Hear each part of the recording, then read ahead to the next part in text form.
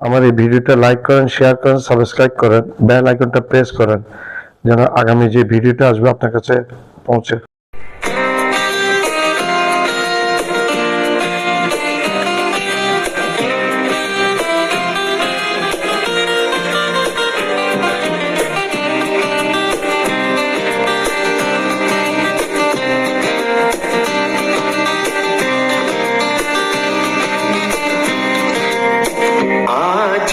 দিনটাকে মনের খাতায় লিখে রাখ,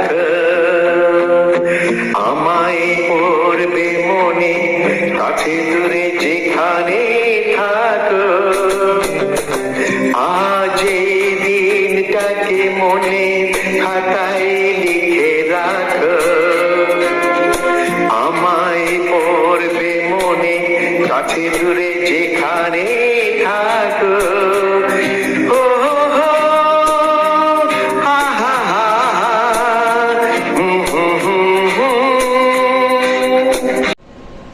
আসসালামু আলাইকুম রহমতুল্লাহি বারাকাতুহু। আমরা ভারতের পররাষ্ট্র মন্ত্রণালয়ের মুখপাত্র রণধীর জয়সওয়ালকে কম বেশি বাংলাদেশের মানুষ সবাই চিনে এই কারণে ভারতের মুখপাত্র হিসেবে সে কাজ করে।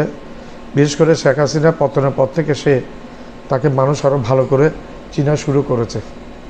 কারণ ভারতের কাজগুলো বাংলাদেশের মানুষ পছন্দ করতো না, এবং সেই কারণে যখন এই ভিডিওগুলো দেখে তখন বাংলাদেশের মানুষ ভিডিও দেখে তাকে অনেক বেশি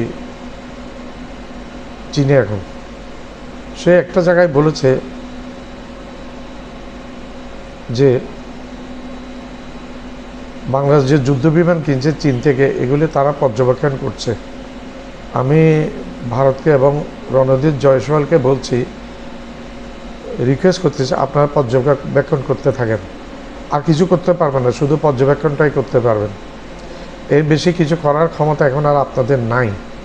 হাসিনা পরবর্তী Bangladesh has gone out of order, out of control. Bangladesh has out of yours control. আপনার কন্ট্রোল নাগালের বাইরে চলে গেছে হাসিনা পরবর্তী। বাংলাদেশ এখন স্বাধীন পররাষ্ট্র নীতি মেনে চলছে। আপনারা এইগুলো উল্টাপুল্টা কথা বলতেছেন। আপনারা বলার পরে বাংলাদেশের তখন চীন কী করলো? চীন একটা পরোক্ষ হুমকি দিল আপনাদেরকে যে বাংলাদেশের অভ্যন্তরীণ বিষয়ে কেউ, বাংলাদেশ একটি স্বাধীন দেশ, বাংলাদেশ তার 100% রাইট আছে কার সাথে চুক্তি করবে না করবে এগুলি করার। সে স্বাধীন দেশ। বাংলাদেশের অভ্যন্তরীণ বিষয়ে কেউ হস্তক্ষেপ করলে সেটা চীন বরদাস্ত করবে না। দেখেন, এটা কিন্তু একটা পাগলও বুঝে এই হুঙ্কারটা কাকে দিয়েছে। এই হুঙ্কারটা দিয়েছে নরেন্দ্র মোদীকে দিয়েছে, ভারতকে দিয়েছে চীন এই হুঙ্কারটা ভারতকে দিয়েছে। ভারতের অত সাহস নাই যেটা বলছিলাম, ভারতের অত সাহস নাই যে বাংলাদেশের মানুষ বাংলাদেশকে আক্রমণ করে বসে। এখন আর চীনের সাথে যে 17-18টা যে চুক্তিগুলো হয়ে গেছে, এরপরে ভারতের ক্ষমতা প্রভাব বাংলাদেশ থেকে অনেকটা 60-70% প্রভাব কমে গেছে বাংলাদেশ থেকে। বাংলাদেশের মানুষ এখন বুঝতে শিখেছে। আর বাংলাদেশ যদি চীন থেকে বেশি সুবিধা পায়, চীন একটি পরাশক্তি এখন বর্তমানে, অর্থনৈতিক বলেন, সামরিক বলেন, মানুষের দিকে বলেন, সব কিছু মিলে ভৌগোলিক বলেন, চীন একটা পরাশক্তি। তো সেই পরাশক্তির দিকে বাংলাদেশ যাবে নাকি আপনাদের দিকে যাবে? আপনারা তো হিন্দু মুসলমান করে রাজনীতি করে ক্ষমতায় থাকেন, গরু জব করতে দেন না, আপনারা কোরবান করতে দেন না, আমাদের পুরোপুরি ধর্মীয় বিশ্বাসের উপর আপনারা আঘাত করেন। আরে ভাই, গরু তো ভাই আমরা শুধু একা গরু জব করি না ভাই, সেটা আপনারা বুঝেন না কেন? গরু তো খ্রিস্টানরা আরও বেশি খায় গরুর মাংস, ইহুদিরা খায়।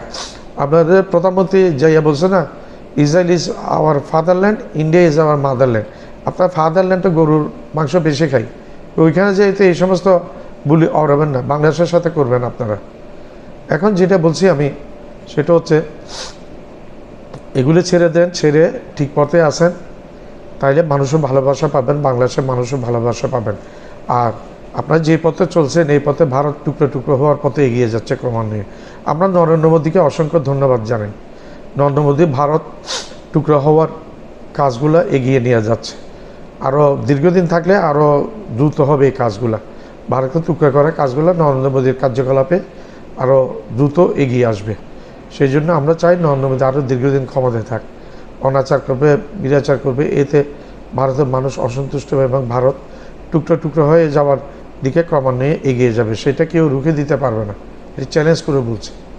যার আগে গেল জীবনের জয়গান, আসি অলক্ষ্যে দাঁড়ায়েছে তারা, দিবে কোন বলিদান। আজি পরীক্ষা জাতির অথবা জাতের করিবে ত্রাণ, দুলিতেছে তরি ফুলিতেছে জল, কান্ডারি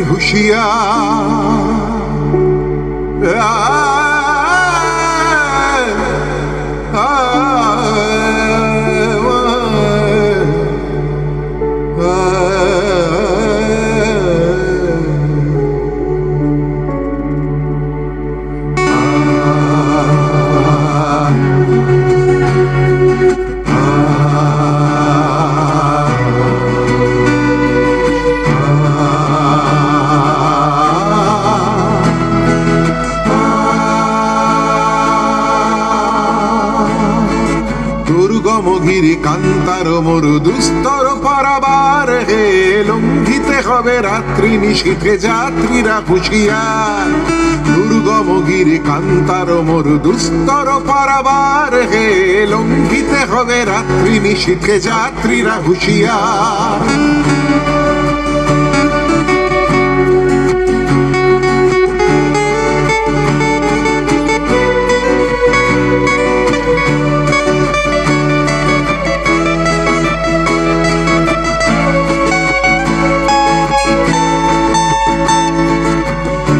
রাত্রি মাতৃমন্ত্রী শান্তিরা সাবধান, যুগ যুগান্ত সঞ্চিত ব্যথা বসিয়াছে অভিযান।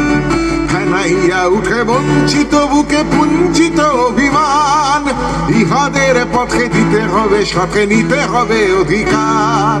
দুর্গমগিরি কান্তার মরু দুস্তর পারাবার হে, লঙ্ঘিতে হবে রাত্রি নিশীথে যাত্রীরা হুঁশিয়ার। আমার এই চ্যানেলটাকে আপনারা লাইক করবেন, শেয়ার করবেন, সাবস্ক্রাইব করবেন, বেল আইকনটা প্রেস করবেন, সাবস্ক্রাইব করতে ভুলবেন না।